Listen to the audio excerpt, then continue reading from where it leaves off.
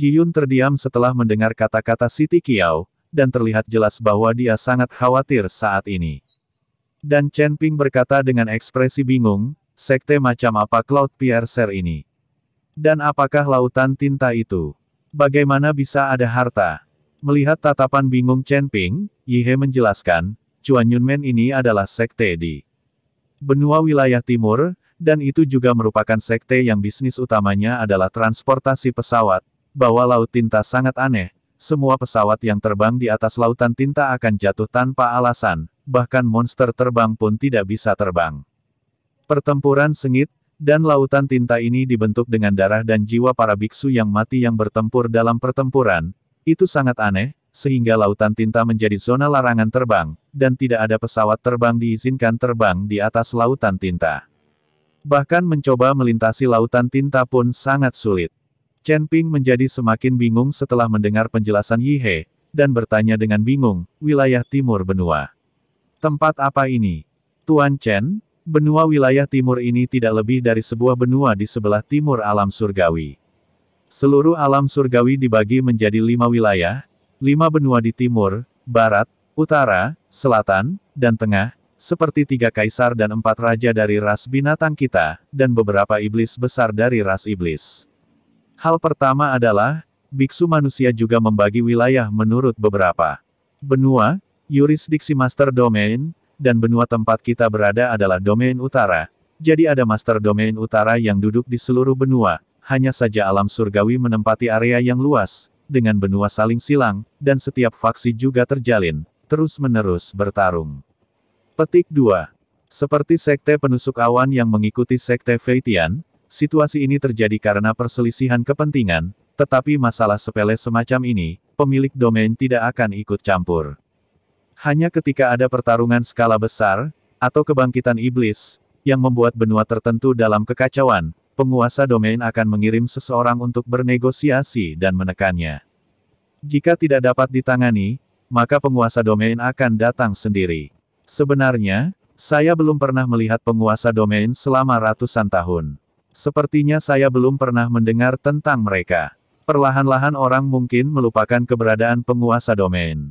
Ini bisnis. Yi He menjelaskan struktur seluruh alam surgawi kepada Chen Ping secara mendetail, yang mengejutkan Chen Ping, dia tidak menyangka akan ada orang seperti Master Domain di alam surgawi. Tapi itu normal untuk dipikir-pikir, jika alam surga dan manusia begitu besar, jika benar-benar kacau dan tidak teratur, alam surga dan manusia pasti sudah lama dihancurkan.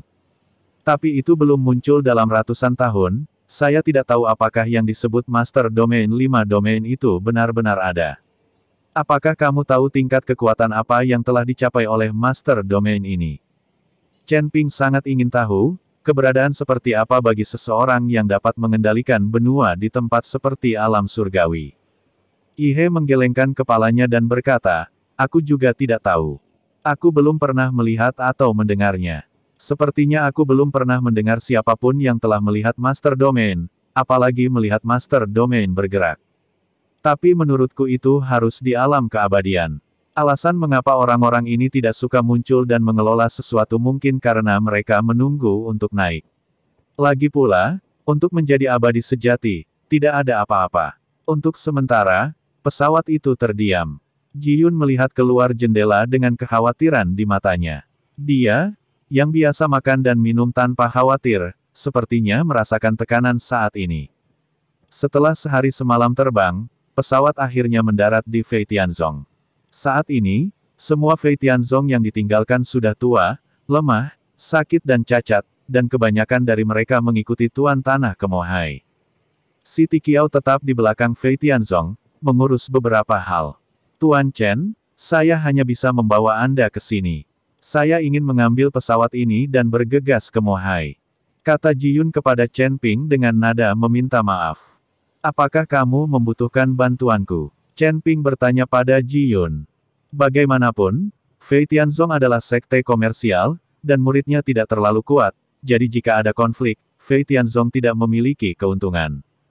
Tidak perlu, sekte penusuk awan sama seperti kita, tidak banyak ahli. Petik 2. Selain itu, sekte penusuk awan melintasi perbatasan untuk memprovokasi, jadi seharusnya tidak membawa banyak orang.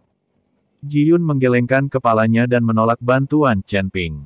Dia tahu bahwa Chen Ping masih memiliki banyak hal untuk ditangani, dan perselisihan dengan Chuan Yunmen tidak seserius yang dibayangkan. Sebagai sekte bisnis, yang mereka pedulikan hanyalah keuntungan, dan mereka tidak terlalu bekerja keras. Baiklah kalau begitu, jaga dirimu dan beritahu aku kapan saja jika kamu membutuhkannya. Chen Ping mengeluarkan beberapa slip giok transmisi suara dan memberikannya kepada Ji Yun. Untuk Chen Ping, slip giok transmisi suara sederhana ini dapat dengan mudah disempurnakan. Meskipun Chen Ping juga ingin pergi ke Mohai untuk melihat seperti apa dan harta apa yang ada di sana, tetapi saat ini dia memiliki hal yang lebih penting untuk dilakukan. Terima kasih, Tuan Chen. Ji Yun mengambil slip giok transmisi suara dan berterima kasih banyak padanya. Tapi tepat ketika Chen Ping hendak membawa Yi He dan yang lainnya kembali ke kota Kekaisaran Iblis dan mengambilnya kembali dari tangan harimau, seorang murid dari Sekte Feitian bergegas mendekat. Tetua Si, Tuan Muda Sulung, ada yang salah, ada yang salah. Kata murid Sekte Feitian dengan cemas. Ada apa? Ji Yun mengerutkan kening. Suzerain memimpin orang untuk mengejar orang yang menembus gerbang awan, dan memasuki lautan tinta. Sudah 3 hari sejak aku tidak bisa menghubungimu. Ini adalah pesan dari saudara yang tinggal di belakang. Kata murid dari Sekte Feitian. Apa? Ayah saya telah memasuki lautan tinta. Wajah Ji Yun tiba-tiba panik. Anda harus tahu bahwa lautan tinta sangat aneh, dan orang sering menghilang. Jadi Anda harus naik perahu roh untuk menyeberangi lautan tinta, dan Anda harus berhati-hatilah. Sekarang Ji Yun tidak menyangka bahwa ayahnya akan dengan ceroboh mengejar ke lautan tinta untuk mengejar orang yang menembus gerbang awan, dan dia tidak dapat menghubungi selama 3 hari, sepertinya sesuatu pasti telah terjadi. Pada saat ini, Ji Yun tiba-tiba merasa bingung.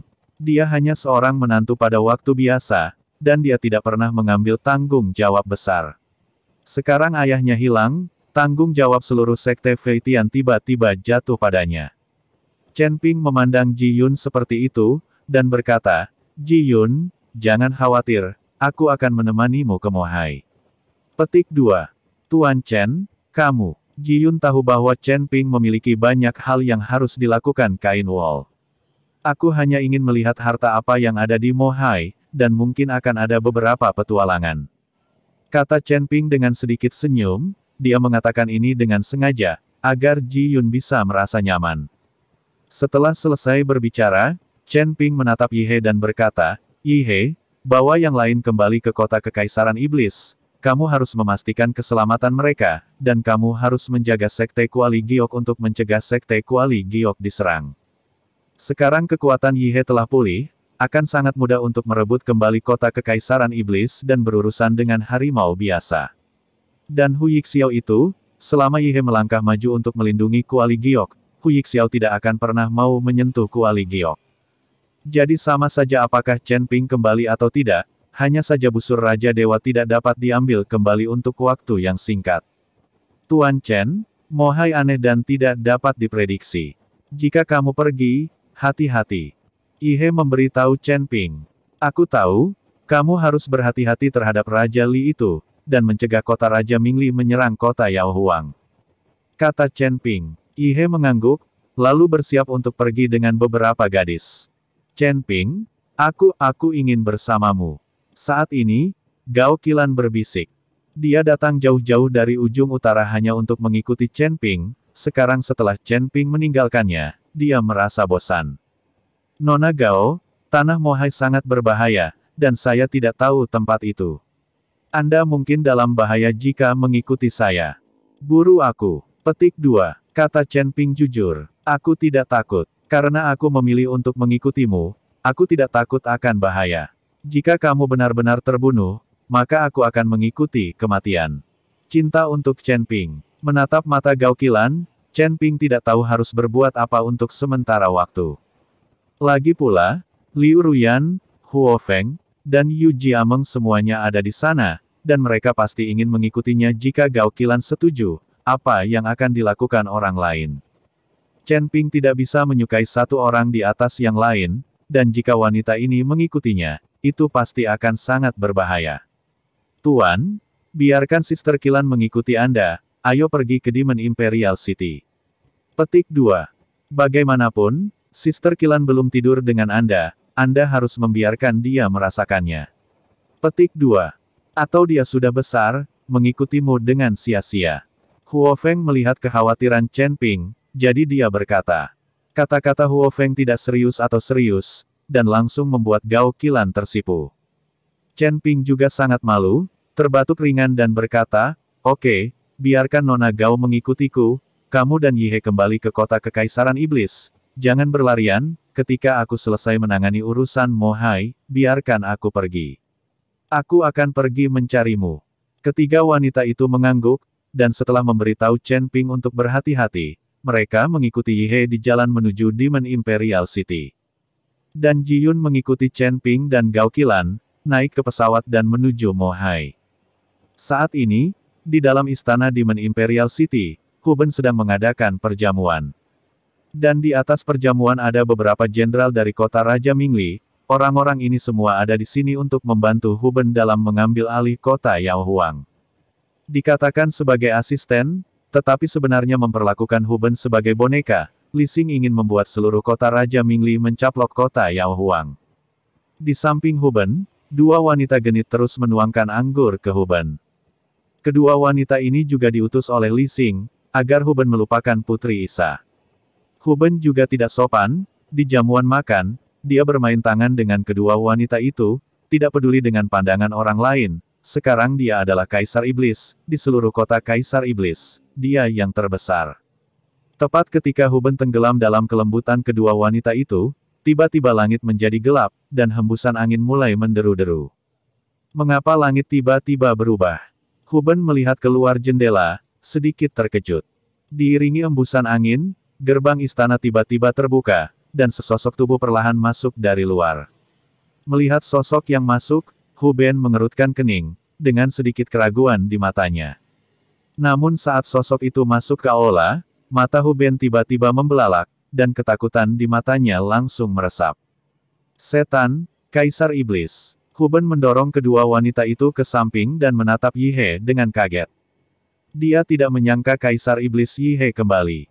Di aula utama, para jenderal kota Raja Mingli itu semua terkejut saat melihat Yihe Yao Huang, dan kemudian bangkit untuk waspada. Hu Ben, bisakah kamu duduk di kursi di atas aula utama? Yihe berkata dengan ekspresi dingin. Hu Ben gemetar, dan buru-buru turun dari kursi.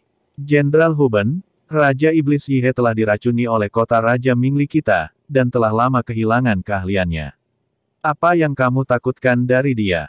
Pada saat ini, seorang jenderal dari kota Raja Mingli berkata.